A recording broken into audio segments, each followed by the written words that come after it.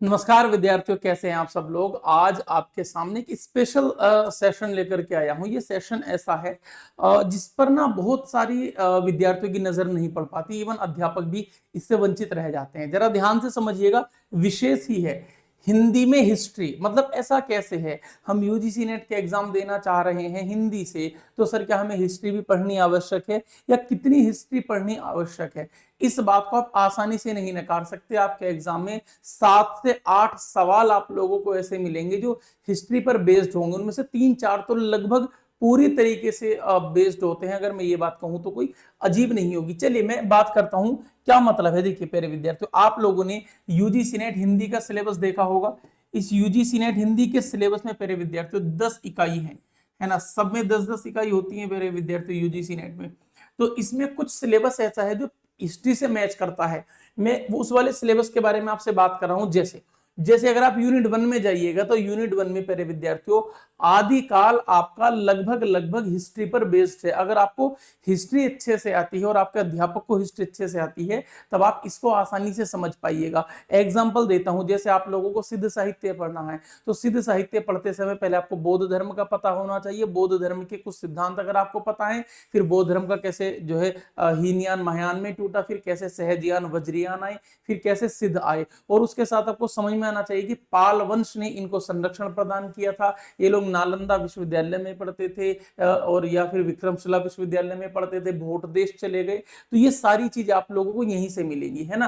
तो अगर मैं सिद्ध साहित्य की बात करूं, ठीक है। नाथ साहित्य में ऐसा हिस्ट्री का कोई बहुत बड़ा योगदान नहीं है। रासो साहित्य में आपको पृथ्वीराज रासो के बारे में समझना अगर आता है तब आप रासो साहित्य को सरलता से समझ पाते हैं। आप इतिहास यानी तथ्य और सत्य इन दोनों में अंतर पता कर पाते हैं कि हमारा साहित्य हिस्ट्री के कितना नजदीक है, कितनी हमारी बातें हैं जो सत्य हैं, कितनी बातें हैं जो कपोल कल्पित परिकल्पनाएं या कल्पनाएं हमारे सामने रखी गई हैं। खुसरो की कविता, खुसरो के लिए आपको इतिहास का जानना आवश्यक है। आपको पता होना चाहिए कि खुसरो जिस समय चल रहे थे तो उस समय इतिहास में क्या चल रहा था। अलाउद्दीन खिलजी के दरबारी कवि तो थे खुसरो, लेकिन खुसरो का कार्यकाल एक्चुअल में बलवन के समय से शुरू होता है। और बलवन की बात करोगे तो बलवन गुलाम वंश का एक शासक है, ठीक है। उसका एक पुत्र था महमूद। महमूद को सबसे पहले ट्यूशन पढ़ाना शुरू किया था अमीर खुसरो ने। सरल भाषा में ये समझ लो। और बाद में पहले विद्य तो गुलाम वंश रहा, खिलजी वंश रहा, है ना। और खिलजी वंश भी पूरा इन्होंने देखा है। और बाद में तुगलक वंश के समय में जाकर इनकी डेथ होती है, ठीक है। निजामुद्दीन औलिया भी ऐसी। तो आपको ये पता होना चाहिए। इसके अलावा भक्ति आंदोलन, भाई पूरी भक्ति आंदोलन के उदय के समय जो क्या, जैसे कबीर है, कबीर का संबंध सिकंदर लोदी से कैसे आ जाता है, बाबर से क्यों नहीं आया, या कबीर का संबंध अकबर से क्यों नहीं आया, तो समय डिसाइड करेगा। आप तुलसीदास को पढ़ोगे तो तुलसीदास कबीर के समकालीन है ही नहीं, है ना। तो दोनों में अंतर आता है। तुलसीदास सूरदास के समकालीन है, ये आपको हिस्ट्री से बात पता लगती है, हिंदी से भी पता लगती है ना। तुलसीदास को अकबर ने एक बार रहीम के द्वारा ये कहलवा के भेजा था कि भाई हम तुमको अपने यहाँ 9 रत्नों में शामिल करना चाहते हैं, लेकिन तुलसी जी ने मना कर दी थी। तुम्हें समझ में आएगा तुलसी जी ने जब रामचरितमानस लिखी थी तो कैसे वो जो बाबरी मस्जिद उस समय हो गई थी उसके सामने जाते थे तुलसीदास, वहीं पर सोते थे। तो ये बातें आपको इतिहास में भी मिलती हैं और ये बातें आपको साहित्य में भी मिलती हैं। ये ऐसा सेशन है जिसकी तरफ किसी का ध्यान नहीं गया। और मेरा सेशन देख करके बच्चों अब भरमार आने वाली है यूट्यूब पर, कर लेना, ज्यादा नहीं करना। रीतिकाल, पूरा रीतिकाल आपको समझना पड़ेगा। जो रीतिकाल है ना हमारा प्यारे विद्यार्थियों, ये रीतिकाल उत्तर मुगल काल के सापेक्ष चलता रहा है। उत्तर मुगल काल, अब कहोगे सर उत्तर मुगल काल क्या, हमने मुगल काल तो सुना था। भाई मुगल काल 2 भागों में बटा है। मुख्य मुगल काल में 6 शासक हैं, उत्तर मुगल काल में 12 शासक है। कुल मिलाकर के 18 शासक है। जैसे बाबर, हुमायूं, अकबर, जहांगीर, शाहजहां, औरंगजेब, ये 6 शासक तो मुगल काल के हैं। उत्तर मुगल काल में बच्चों 12 शासक है, जिसमें बहादुर शाह प्रथम आता है, Jahandar Shah, Farrukhsiyar, Rafiuddaula, Rafiuddaula, Mohammad Shah Rangila, Shah Alam second, Shah Alam second, Shahjahan third, Alamgir second, और जो है अहमद शाह, अकबर सेकंड, और बहादुर शाह जफर। तो ये 12 शासक यहाँ पर आते हैं। अब तो जैसे मोहम्मद शाह रंगीला के दरबार में घनानंद थे, केशव के समकालीन कौन उस समय था, भूषण के समकालीन कौन था, शिवाजी के समकालीन कौन चल रहा था, ये सारी बातें आप लोगों को समझ में आएंगी। जब तक आप इतिहास पढ़ लोगे तब तक ही ये समझ में आएंगी, नहीं पढ़ोगे तो बेटे दिक्कत हो जाएगी। इसके अलावा भारतेंदु, अब देखो आधुनिक काल के जो युग है ना, ये थोड़ा सा ये चलते रहे। जैसे भारतेंदु युग है तो उस समय भारत में अंग्रेज हैं, तो प्यारे विद्यार्थियों अंग्रेज भारत की अर्थव्यवस्था पर प्रभाव डालेंगे, अर्थव्यवस्था पर प्रभाव डाल, देखिए साहित्य समाज का एक प्रतिबिंब होता है ना। जब मैं यूपीएससी की तैयारी करता था तो उस समय मुझे टीचर्स बताते थे कि एक पॉइंट ऐसा आता है कि सारे विषय एक ही बात करते हैं और वो सारी बात होती है एक प्रकार से धन की। लेकिन मैं हिंदी साहित्य का विद्यार्थी था, मैं ये माना ही नहीं कभी। मैं ये मानता था कि कविता धन की नहीं मन की बात करती है। लेकिन जैसे जैसे मैं बड़ा हुआ और अब वास्तव में मुझे लग रहा है कि मेरे अध्यापक ने ना मुझे गलत नहीं बताया था, उस समय मैं गलत था, मैं अपनी गलती भी स्वीकारता हूं आप लोगों के सामने। एक्चुअल में साहित्य भी धन की ही बात करता है, बस इतना अंतर है साहित्य पहले मन की बात करता है, बाद में धन की बात करता है ना। अब जैसे मुक्तिबोध अगर कविता लिखेंगे वो इसीलिए लिखी जाएगी क्योंकि समाज में जो विषमता है, वैषम्य है, समझ में आ रही है ये बात। अब जैसे भारतेंदु जी ने लिखा कि अंग्रेज राज सुख साज सजे सब भारी, पैधन विदेश चले जात है या ही अति खुआरी। भाई ये तो दादा भाई नौरोजी के द्वारा दिया गया धन निष्कासन का सिद्धांत है, ड्रेन ऑफ वेल्थ थियरी है। अब आप इसको कैसे मना कर दोगे, मना ही नहीं कर पाओगे। और इसी वजह से हमारे यहाँ यूनिट नंबर 4 रखी गई है। जो यूनिट नंबर 4 है प्यारे विद्यार्थियों, वैचारिक पृष्ठभूमि, उसमें गांधीवादी दर्शन है, मार्क्सवादी दर्शन है, उसमें प्यारे विद्यार्थियों अंबेडकरवादी दर्शन है। आप लोगों ने पढ़ा होगा, वो आपका इतिहास ही तो है। फोर्ट विलियम कॉलेज हमारे लिए तो खड़ी बोली का केंद्र है, लेकिन वास्तव में तो फोर्ट विलियम कॉलेज को जो बनवाया गया था, वो जो आईसीएस अधिकारी थे अंग्रेजों को, उनको ट्रेनिंग देने के लिए बनवाया था। और ये तो सारा इतिहास का मामला है। तो ये आप समझ के चलेंगे कि इतिहास समझना कितना जरूरी है। ये देखो द्विवेदी युग में, छायावाद युग में, प्रगतिवाद युग में, प्रयोगवाद युग में, और इन सब से मिलकर के आपको ध्यान है यहां से निकली थी राष्ट्रवादी काव्यधारा। तो भाई अगर हिस्ट्री, राष्ट्रवादी काव्यधारा, अगर हिंदी में हिस्ट्री ना होती तो राष्ट्रवादी काव्यधारा क्यों निकलता। तो तुम खुद सोच के देखो, हिस्ट्री को अलग कर दो हिंदी से, तो हे वनमाली मुझे तोड़ लेना, उस पथ पर देना तुम फेंक, मातृभूमि को शीश चढ़ाने जिस पथ पर जाए वीर अनेक। इसकी तो वैल्यू ही नहीं बची। भारत भारती को पढ़ने की आवश्यकता ही नहीं है तुम लोगों को।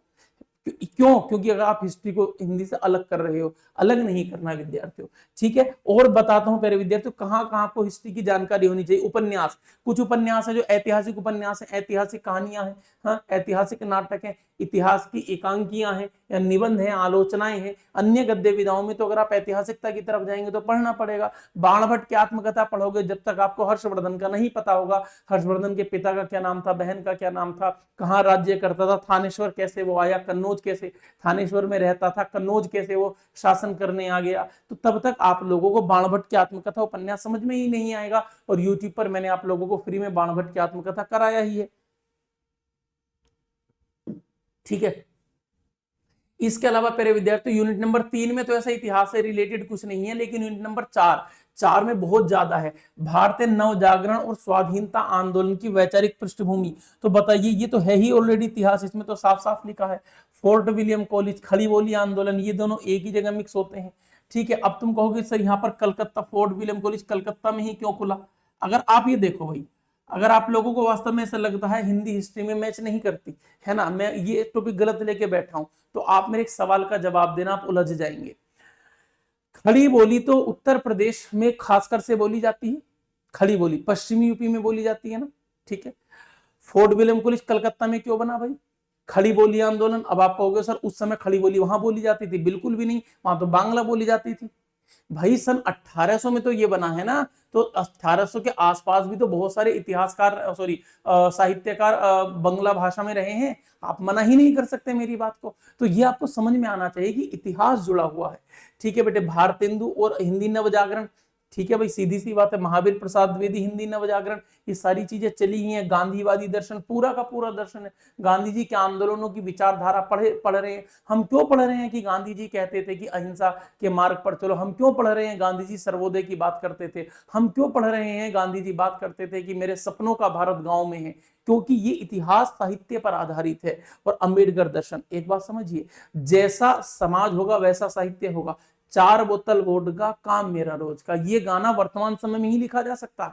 ये गाना भारतेंदु युग में नहीं लिखा जा सकता, उस समय वोडका ही नहीं थी। आसान भाषा में ये भी समझ लो, समझ रहे ना मैं क्या कहना चाह रहा हूं, ठीक है। जब तक कोई चीज समाज में है तभी उसका साहित्य लिखा जाता है, ठीक है। आजकल जैसे आ रहे हैं कि मतलब जो है गाड़ियों के नाम लेते हैं, थार का कोई नाम ले रहा है, कोई कहता है मैडम बैठ बुलेरो में, तो बोलेरो का जिक्र कहां से आया? समाज में है तो साहित्य में आई। ये भी एक प्रकार का फुहड़ साहित्य ही है ना। आने वाले समय में इसका दंश भी हम जैसे लोगों को झेलना पड़ेगा। ये जो गंदे लोग, गधे लोग, जो ये मतलब जो गाने बना रहे उल्टे सीधे टाइप, है ना बेटे। चलो भाई, इसके बाद प्यारे विद्यार्थियों यूनिट नंबर 5 के बारे में देखेंगे। 5 में कौन कौन सी कविताओं में हमारा इतिहास झलकता है।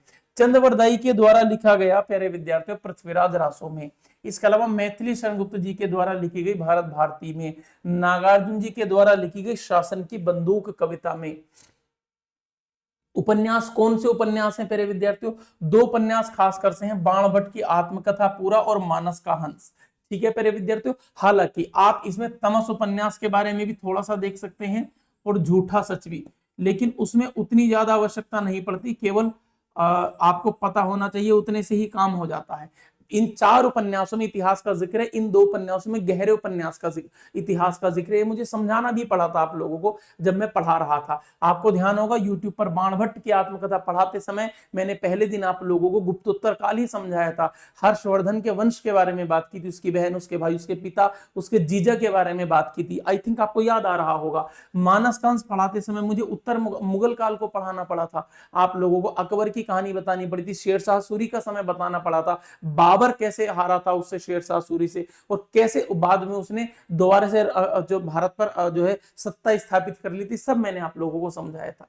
कौन सी कहानियां ऐसी हैं प्यारे विद्यार्थियों? चंद्रदेव से मेरी बात नहीं, इसमें आप लोगों को, आप लोग अगर आप देखिएगा तो इतिहास का ही तो जिक्र है। इसमें कलकत्ता का जिक्र क्यों आया? क्योंकि उस समय कलकत्ता भारत की राजधानी थी। समझिएगा, इस समय अगर किसी को कुछ कहना होता है तो बंगाल में क्या कहा जाता है कि हम दिल्ली को चुनौती देते हैं। क्यों? दिल्ली सुंदर है। चुनौती आप कानपुर को दे लो, चुनौती आप अमृतसर को दे लो, चुनौती आप जो है क्या नाम हमारे बिजनौर को दे लो, नहीं दे सकते। बिजनौर को राजधानी बना दो, कल को ही बिजनौर को चुनौती मिलनी शुरू हो जाएगी। तो ये सारी चीज कहां पर जा रही है? राजधानी पर। राजधानी प्यारे विद्यार्थियों ये राजनीति का, साहित्य, इतिहास का एक नजरिया है देखने का। ऐसे उसने कहा था कहानी, ये तो फर्स्ट वर्ल्ड वॉर पर आधारित है। ये कहानी प्यारे विद्यार्थियों देखने में तो तुम्हें लगेगा अमृतसर की कहानी है, एक्चुअली ये कहानी सारी चल रही है जर्मनी में चल रही है, आप लोगों को याद होगा। ठीक है। इसके अलावा अपना अपना भाग्य, इसमें आपको शोषण का प्रतीक दिखाई देते हैं। जो भारतीय बच्चों की पीली पीली आंखें हैं वो शोषण का प्रतीक है। जब शुरुआत में ही आता है पहले वाले अंक में कि भारतीय स्त्रियां सड़क के बिल्कुल किनारे चल रही हैं, अंग्रेज रमणियां, अंग्रेजों के लिए रमणी शब्द का प्रयोग हुआ अंग्रेजनों के लिए, और वो घोड़े पर बैठ करके एकदम ऐसे चल रही है जैसे सड़क उनका अधिकार हो। तो ये भी तो दिखाता है कि भारत शोषित है उस समय। ये बात समझने के लिए आपको गहराई में जाना पड़ेगा।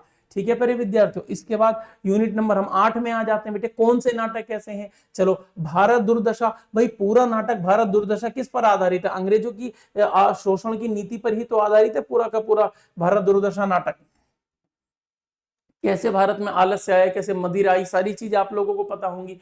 स्कंदगुप्त, अब देखो स्कंदगुप्त नाटक प्यारे विद्यार्थियों गुप्त काल का है पूरा का पूरा, आपको गुप्त काल का पता होना चाहिए इसके लिए।